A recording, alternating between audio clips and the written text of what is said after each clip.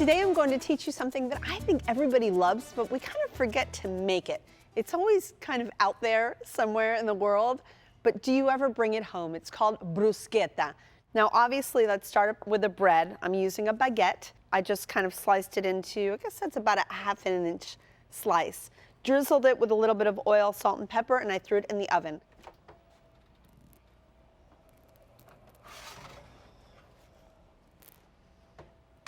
Beautiful. Look how beautifully golden it is, nice and toasty and lovely. So for that topping, I took these tomatoes and I cut them into these nice small, let me show you, little pieces. I guess you could say that they're about 1/4 of an inch big.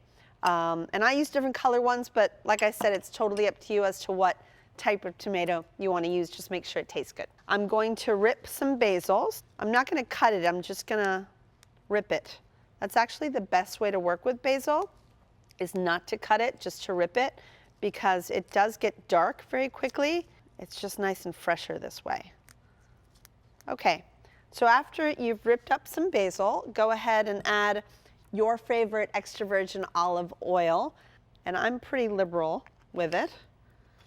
And then of course, whatever salt you have around, if you like big crunchy salt, I'm using kosher salt today from mine, and some fresh cracked black pepper.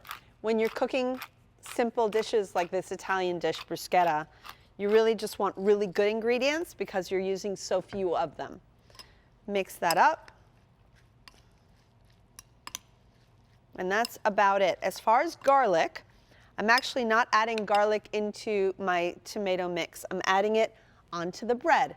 So I'm just rubbing 1/2 of a garlic clove onto my now toasted bread. This is adding a little bit of the flavor of the garlic without making it like too garlic infused. And that's it. So let's go ahead and take some of our nice toasty baguette pieces that smell just beautifully of garlic, top them with our lovely bruschetta tomato mixture. I think I'm just going to sit it right on top of there. I really like to put a nice amount on there. This is a fun, delicious little canapé for the kids to have right before dinner, or the adults to have with a little glass of wine. And there you have it, gorgeous, fresh bruschetta ready to eat.